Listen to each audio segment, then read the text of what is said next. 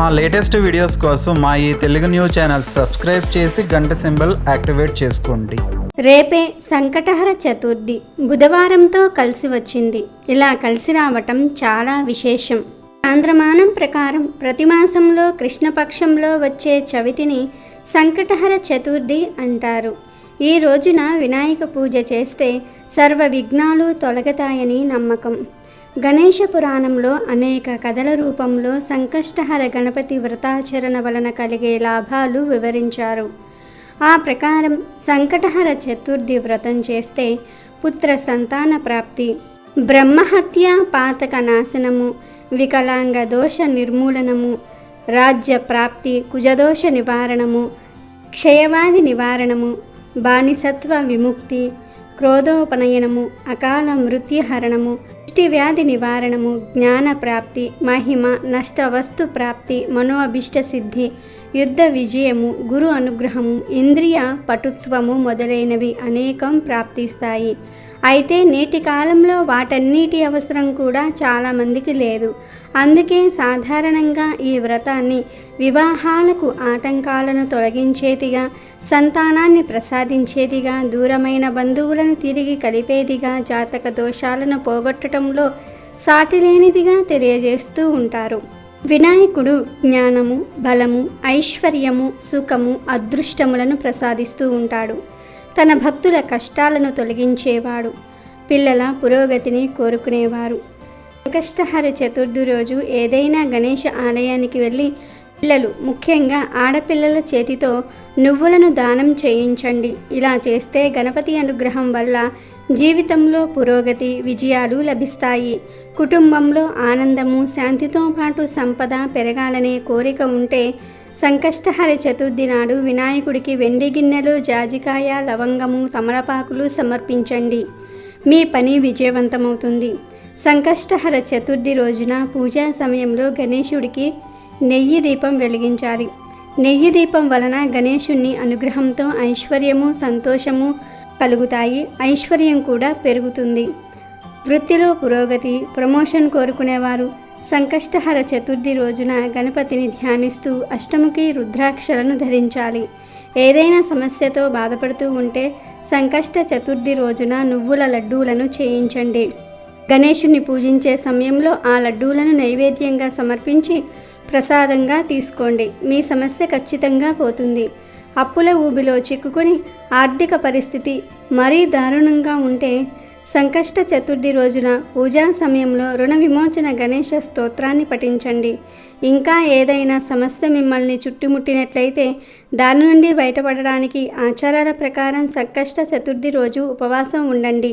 కష్టాలన్నీ తొలగిపోతాయి. అయితే ఇంతటి ప్రాముఖ్యత కలిగిన సంకటహర చతుర్థి రోజున మీరు పూజలేమీ చేయలేకపోయినా పర్వాలేదు, ఉపవాసాలేమీ చేయలేకపోయినా పర్వాలేదు, మంత్రాలేమీ పఠించకపోయినా పర్వాలేదు. ఈ ఆకు ఒక్కటి తింటే చాలు, మీ శరీరంలో ఉన్న చెడంతా కూడా గంటలో పోతుంది. మీ ఒంట్లో ఉన్న నెగిటివ్ ఎనర్జీ, దరిద్రం అంతా పోతుంది. మీకు ఉన్న కష్టాలు, సమస్యలన్నీ కూడా పోయి గణపతి అనుగ్రహంతో సకల ఐశ్వర్యాలు కలుగుతాయి. వద్దన్న డబ్బు వస్తూనే ఉంటుంది అని శాస్త్రాలు చెప్తూ ఉన్నాయి. మరి సంకటహర చతుర్థి రోజు తినవలసిన ఆ ఆకు ఏమిటో ఇప్పుడు మనం ఈ వీడియోలో తెలుసుకుందాం. ఫస్ట్ అయితే ఈ వీడియోకి ఒక లైక్ కొట్టండి. అలాగే మా ఛానల్ని కూడా సబ్స్క్రైబ్ చేసుకుని మాకు సపోర్ట్ చేయండి. ఎవరైతే కష్టాలతో, కన్నీళ్లతో సతమతమైపోతూ ఉన్నారో వారు చక్కగా ఈ సంకటహర చతుర్థి రోజున రాత్రి 7 నుండి 10 గంటల మధ్యలో చక్కగా ఒక గిన్నెలో కానీ గ్లాసులో కానీ శుద్ధమైన నీళ్లు తీసుకోండి. అంటే మీరు తాగే నీరు ఉంటుంది కదా, ఆ నీటిని తీసుకోండి. తీసుకొని ఆ నీటిలో కొంచెం అంటే ఒక అర స్పూన్ అంత గల్లులుప్పు వేయండి. గల్లులుప్పుకు చెడును తొలగించే శక్తి ఉందనే విషయం అందరికీ తెలిసిందే. గల్లులుప్పుతో ఎటువంటి పరిహారాలు చేసినా అద్భుతమైన ఫలితాలు వస్తాయి గనుక గల్లులుప్పు వేయండి. తరువాత ఈ నీటిలోనే 3 తులసి ఆకులను తెచ్చి చేతితో నలిపి నీటిలో కలపండి. అలా కలపటం వలన ఈ నీటికి విపరీతమైనటువంటి శక్తులు వస్తాయి. ఆ తరువాత ఈ నీటి మీద మీ కుడి చేతిని మూతలాగా పెట్టి ఓం శాంతి ఓం అనే మంత్రాన్ని జపించండి. అలా చేసిన తర్వాత ఈ నీటిని తీసుకొని మీ ఇంటి బయటకు వచ్చేసి మీ ఇంటి చుట్టూ ఈ నీటిని చిలకరించండి. మీ ఇంటి చుట్టూతా ఈ నీటిని చల్లేయండి. అలా చల్లేటప్పుడు మా ఇంటికి ఉన్న కీడంతా కూడా పోవాలి. మా ఇంటికి పట్టిన పీడంతా పోవాలి.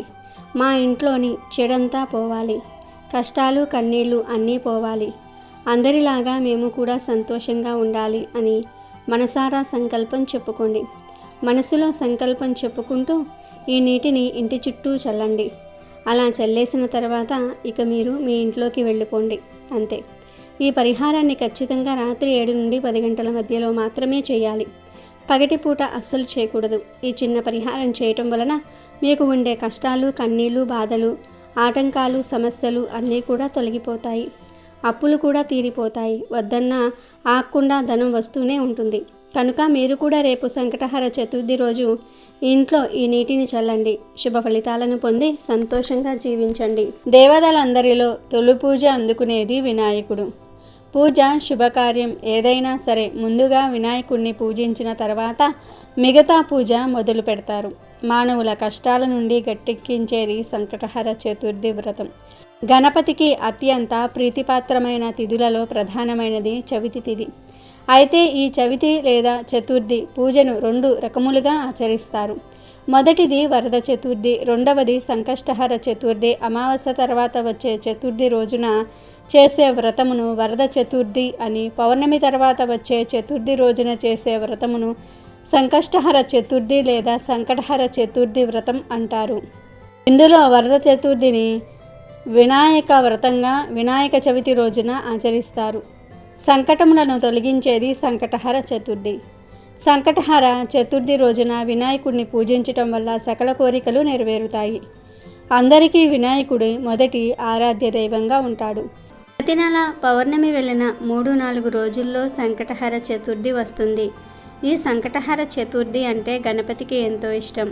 ఈరోజు గణపతిని ఆరాధించటం వలన సంకటాలన్నీ కూడా పోతాయి, ఆటంకాలు పోతాయి, కష్టాలు పోతాయి.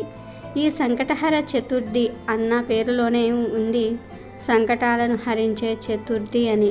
కనుక ఈరోజు భక్తిగా గణపతిని పూజిస్తే ఎలాంటి కష్టాలైనా సరే తొలగిపోతాయి. బ్రహ్మదేవునికి మొదట సృష్టి చేసేటప్పుడు అనేక ఆటంకాలు ఏర్పడ్డాయి. అసలు సృష్టి ఎలా చేయాలో బ్రహ్మకు తెలియలేదు. దాంతో బ్రహ్మ ముక్కు పెట్టాల్సిన చోట చెవి, చెవి పెట్టాల్సిన చోట ముక్కు పెట్టేవాడు. బ్రహ్మ సృష్టి ప్రారంభించిన 1000 సంవత్సరాల వరకు సృష్టిలో ఆటంకాలు ఎదురయ్యాయి. అప్పుడు బ్రహ్మ తపస్సు చేశాడు. అలా 1000 సంవత్సరాలు బ్రహ్మ తపస్సు చేయగా ఒక్కసారిగా వక్రతుండ గణపతి ఒక కృష్ణపక్ష చతుర్దశి రోజు కనిపించాడు. ఆ గణపతి బ్రహ్మ సృష్టిలో ఏర్పడిన వక్రాలను తొలగించాడు. అందుకే ఆయనకు వక్రతుండ గణపతి అని పేరు వచ్చింది. గణపతి ఆది నుండి ఉన్న దేవుడు. బ్రహ్మదేవుడంతటి వాడి ఆటంకాలనే తొలగించిన గణపతికి మన ఇబ్బందులు ఒక లెక్క కాదు. కనుక సంకటహర చతుర్థి రోజు ఆటంకాలు ఉన్నాయి, కష్టాలు ఉన్నాయి అని బాధపడేవారు ఇంట్లో గణపతిని పూజించుకుంటే ఆ కష్టాలన్నీ కూడా పోతాయి. ఇంట్లో పూజ చేయటం కుదరని వారు గణపతి ఆలయానికి వెళ్ళినా కూడా మంచి శుభ ఫలితాలు. ఈ రోజున ఉపవాసం ఉండి వినాయకుడిని పూజిస్తారు. రోజంతా ఉపవాసం ఉండి రాత్రిపూట చంద్రుణ్ణి పూజించి నైవేద్యాలను సమర్పిస్తారు. దీంతో ఈ ఉపవాసం పూర్తవుతుంది. ఈ ఉపవాసంలో చంద్రుని ఆరాధన ముఖ్యం. అది లేకుండా ఉపవాసం పూర్తి కాదు. వినాయకుడు అంటే పరిపూర్ణతకు ప్రత్యక్ష స్వరూపంగా చెప్పబడినది.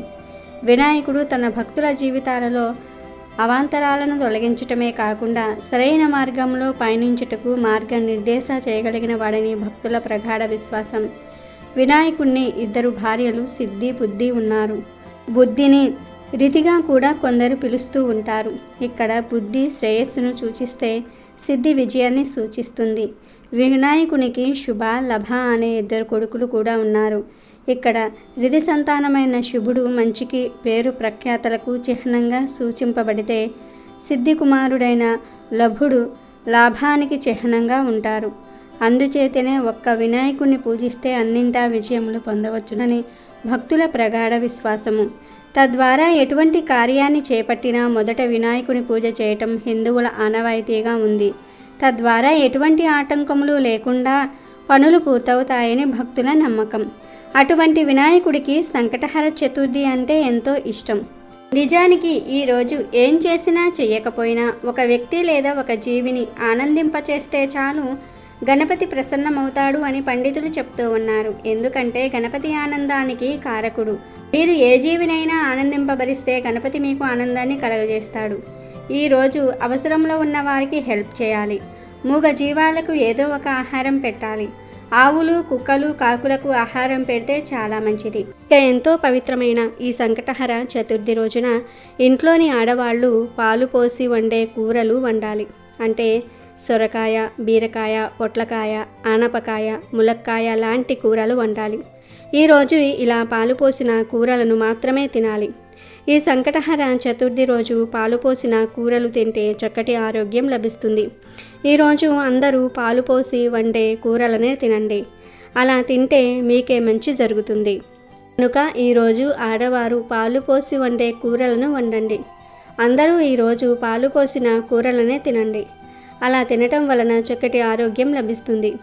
విఘ్నేశ్వరుడి అనుగ్రహం కలుగుతుంది. ఈరోజు పాలు పోసిన కూరలను తినటం వలన కష్టాలన్నీ కూడా పోతాయి. కోటి జన్మల పుణ్యం కలిగి మీరు కోటీశ్వరులుగా మారిపోతారు. జాతక దోషాలు పోతాయి. మీ జాతకం అద్భుతంగా మారిపోతుంది. ధన సమస్యలన్నీ కూడా పోతాయి. విపరీత ధనలాభం కలుగుతుంది. వద్దన్న ధనం వస్తూనే ఉంటుంది. కాబట్టి తప్పనిసరిగా ఈరోజు అందరూ కూడా పాలు పోసే కూరలను వండుకొని తిని శుభ ఫలితాలను పొందండి. ఇక ఈరోజు పొరపాటున కూడా దొండకాయ కూరను మరియు మాంసం కూరను తినకూడదని శాస్త్రాలు చెప్తూ ఉన్నాయి. కూరల రూపంలోనే కాదు, ఏ రూపంలోనూ కూడా ఈరోజు దొండకాయను, నాన్ వెజ్ను తినవద్దు. కాదని తింటే బుద్ధి మందగిస్తుంది. తెలివితేటలు తగ్గిపోతాయి. లేనిపోని కష్టాలు వస్తాయి. ఐశ్వర్యమంతా హరించుకుపోతుంది. కనుక ఎవ్వరూ కూడా ఈరోజు ఈ కూరలను తినవద్దు. కనుక అందరూ కూడా కార్తీక సంకట చతుర్థి రోజు ఈ ఆహార నియమాలను పాటించి శుభ ఫలితాలను పొందండి. అలాగే ఈరోజు రాత్రి చంద్రుడు వచ్చిన తరువాత ఆ చంద్రుడి వెలుగులో కొన్ని పాలల్లో బెల్లం వేసి పెట్టండి. కొంత సమయం తర్వాత ఆ పాలను తీసి తాగేయండి. ఇలా సంకటహర చతుర్థి రోజు రాత్రి సమయంలో పాలతో ఇలా చేసి తాగితే సకల ఐశ్వర్యాలు సిద్ధిస్తాయి. చక్కటి ఆరోగ్యం లభిస్తుంది. విఘ్నేశ్వరుడి అనుగ్రహం కలుగుతుంది. ఇంకా ఇలాంటి అద్భుతమైన రోజు ఎవరైతే భరించలేని ఆర్థిక సమస్యలతో ఇబ్బంది పడుతూ ఉన్నారో వాళ్ళు ఈరోజు ఉదయం లేచి శుభ్రంగా స్నానం చేసుకొని గరికతో గణేశుణ్ణి పూజించుకోవాలి. రాత్రి నిద్రపోయే ముందు ఈ గరికను తీసి తలదిండు కింద పెట్టుకొని పడుకోవాలి. ఇలా చేస్తే మీకు ఉన్న సమస్యలన్నీ కూడా తీరిపోతాయి. మీకు లక్ష్మీ కటాక్షం సిద్ధిస్తుంది. కావున మీరు కూడా సంకటహర చతుర్థి రోజు గరికతో ఈ చిన్న పరిహారం పాటించి లక్ష్మీ కటాక్షాన్ని, గణపతి అనుగ్రహాన్ని పొంది సంతోషంగా జీవించండి. ఈ సంకటహర చతుర్థి రోజు మీరు పూజలు, ఉపవాసాలు ఏమీ చేసినా చేయకపోయినా ఒక తమలపాకును తీసుకొని ఆ ఆకులో 2 అరటి పండ్లు పెట్టి వాటిని గణపతి ఫోటో ముందు ఉంచి నమస్కారం చేసుకొని గంట తర్వాత ఆ తమలపాకును, అరటి పండ్లను తీసుకొని తినాలి. ఇలా ఈరోజు తమలపాకును లేదా అరటి పండ్లను రెండిటిల్లో ఏదో ఒకటి తింటే గంటలో మీ ఒంట్లో ఉన్న దరిద్రమంతా కూడా పోతుంది. కష్టాలన్నీ కూడా పోతాయి. గణపతి అనుగ్రహం కలుగుతుంది. వద్దన్న ఐశ్వర్యం వస్తుందని శాస్త్ర పండితులు చెప్తూ ఉన్నారు. కాబట్టి ఈ సంకటహర చతుర్థి రోజున ప్రతి ఒక్కరూ కూడా తమలపాకును లేదా అరటి పండ్లను లేదా అరటిపండు, తమలపాకు రెండింటినీ కూడా తిని శుభాలను పొందండి. మనుషుల కష్టాల నుండి గట్టెక్కించేది సంకటహర చతుర్థి వ్రతం. విఘ్నాలను తొలగించే గణపతికి అత్యంత ప్రీతిపాత్రమైన తిథులలో ప్రధానమైనది చవితి తిథి. అయితే ఈ చవితి లేదా చతుర్థి పూజను 2 రకాలుగా ఆచరిస్తూ ఉంటారు. మొదటిది వరద చతుర్థి, రెండవది సంకష్టహర చతుర్థి. అమావాస్య తర్వాత వచ్చే చతుర్దశి రోజున చేసే వ్రతమును వరద చతుర్థి అని, పౌర్ణమి తర్వాత వచ్చే చతుర్థి రోజున చేసే వ్రతమును సంకష్టహర చతుర్థి అని లేదా సంకటహర చతుర్థి వ్రతం అంటారు. ఇందులో వరద చతుర్థిని వినాయక వ్రతంగా వినాయక చవితి రోజున ఆచరిస్తారు. సంకటములను తొలగించే సంకటహర చతుర్థి వ్రతమును మాత్రం ఆలంబనగా ఆచరిస్తూ ఉంటారు. పౌర్ణమి తర్వాత వచ్చే చవితిని సంకటహర చతుర్థి అని పిలుస్తూ ఉంటారు. ఆ రోజు గనుక వినాయకుణ్ణి పూజిస్తే ఎలాంటి గ్రహదోషాలైనా తీరిపోతాయి. పెళ్లి కాకపోవటం, పిల్లలు లేకపోవటం లాంటి కష్టాలు తొలగిపోతాయి. ఆర్థిక సమస్యలన్నీ దూరమైపోతాయి. సంకష్టహర చతుర్థి ఎంతో పవిత్రమైన రోజు. ఈ సంకష్టహర చతుర్థి వ్రతాన్ని ఆచరించి పార్వతీదేవి ఎన్నో శుభ ఫలితాలను పొందినట్లు పురాణాలు చెప్తూ ఉన్నాయి. అంతేకాదు అగస్త్య మహర్షి సప్త సముద్రాలను ఆపోసనం పట్టడానికి గల శక్తిని ఇచ్చింది ఈ వ్రతమే. ధర్మరాజు ఈ వ్రతాన్ని ఆచరించి యుద్ధంలో శత్రువులను సంహరించి రాజ్యాన్ని పొందాడు. అహల్యాదేవి తన శాపాన్ని తొలగించుకున్నాక ఈ వ్రతాన్ని ఆచరించి తన భర్త గౌతమ మహర్షిని చేరింది. ఆంజనేయుడు లంకానగరంలో సీతాదేవిని వెతుకుతూ ఈ వ్రతం చేస్తానని మొక్కుకోగా అశోకవనంలో సీతాదేవిని చూడగలిగాడు. ఈరోజు వ్రతం చేసినా చేయకపోయినా గణపతిని పూజించిన వారి ధర్మార్థ కామ మోక్షాదులు తప్పక నెరవేరుతాయి. హర చతుర్థి రోజున ఉపవాసం ఉండటం కానీ వ్రతం చేయటం కానీ కుదరకపోయినా పర్వాలేదు. ఆ రోజు 4 సార్లు సంకటనాశన గణేశ స్తోత్రాన్ని చదివి దగ్గరలో ఉన్న వినాయకుని గుడికి వెళ్ళినా కూడా ఆ స్వామి ప్రసన్నమవుతాడు. ఇక వినాయకుడికి ఎంతో ఇష్టమైన ఈ సంకటహర చతుర్థి రోజున వేప ఆకులతో ఒక పరిహారం చేస్తే చాలు 60 నిమిషాలలో మీ జీవితం మారిపోతుందని శాస్త్ర పండితులు చెప్తూ ఉన్నారు. అసలేం చేయాలి అంటే ఏమీ లేదు. సంకటహర చతుర్థి రోజున ఉదయాన్నే 2 రెమ్మల వేప ఆకులను కోసి తెచ్చుకోండి. వేప ఆకులకు మన కష్టాలను తొలగించి మన జీవితాన్ని అద్భుతంగా మార్చేసే శక్తులు ఉన్నాయి కనుక వేప ఆకులను తెచ్చుకోండి. తర్వాత ఆ వేప ఆకులను ఒక రాగి ప్లేట్లో కానీ ఇత్తడి ప్లేట్లో కానీ వేయండి. స్టీల్ ప్లేట్లో మాత్రం వేయవద్దు. ఇలా ఆకులను ప్లేట్లో వేసిన తర్వాత ఆ ప్లేట్ను తీసుకొని వెళ్ళి పూజ గదిలో గణపతి ఫోటో ముందు పెట్టండి. ఫోటో ముందు పెట్టే ముందు కొన్ని పసుపు నీళ్లను వేప ఆకుల మీద చల్లి ఆ తర్వాత ప్లేట్ను గణపతి ఫోటో ముందు పెట్టండి. ఇలా పెట్టిన తర్వాత చక్కగా ఒక ప్రమిదను తీసుకుని దానిని వేప ఆకుల మీద పెట్టండి. ఆ ప్రమిదలో కొబ్బరి నూనెను పోయండి. ఆ తర్వాత 3 లేదా 5 వత్తులు వేసి దీపం వెలిగించండి. ఇలా వెలిగించిన దీపానికి పసుపు కుంకుమ అక్షింతలు సమర్పించండి. ఇలా ఎవరైతే ఈరోజు వినాయకుడి ఫోటో ముందు వేప ఆకుల మీద దీపాన్ని పెడతారో వారి ఇంట్లో 60 నిమిషాల్లో అద్భుతం జరుగుతుంది. కష్టాలన్నీ కూడా పోతాయి. ప్రతి సంకటహర చతుర్థి రోజు ఇలా వేప ఆకుల మీద దీపం పెడితే నెమ్మదిగా ధన సమస్యలు పోతాయి, డబ్బు వస్తుంది. మీరు కలకాలం ఆనందంగా ఐశ్వర్యంతో జీవిస్తారు. అదేవిధంగా సంకటహర చతుర్థి రోజున 2 వేప కొమ్మలను తెచ్చుకొని ఆ కొమ్మలను మీ మెయిన్ డోర్కి 2 వైపులా కట్టండి. ఇలా కట్టడం వలన దుష్ట పీడలు, నెగిటివ్ ఎనర్జీ ప్రభావము మీ ఇంటి మీద పడదు. అదృష్టం బాగా కలిసి వస్తుంది. సంకటహర చతుర్థి రోజు వేప ఆకుల మీద దీపం వెలిగించారు. ఆ ఆకులను మరునాడు పూజగది నుండి తొలగించి ఏదైనా వేప చెట్టు మొదట్లో పడేయాల్సి ఉంటుంది. సంకటహర చతుర్థి రోజు వేప ఆకులతో ఈ 2 పనులు చేస్తే ఖచ్చితమైన శుభ ఫలితాలు కలుగుతాయి. కనుక మీరు కూడా సంకటహర చతుర్థి రోజున వేప ఆకులతో ఈ పరిహారాలు చేసి శుభ ఫలితాలను పొందండి. వీడియో నచ్చితే లైక్ చేయండి, షేర్ చేయండి, బట్ సబ్స్క్రైబ్ చేసుకోవడం మర్చిపోవద్దు.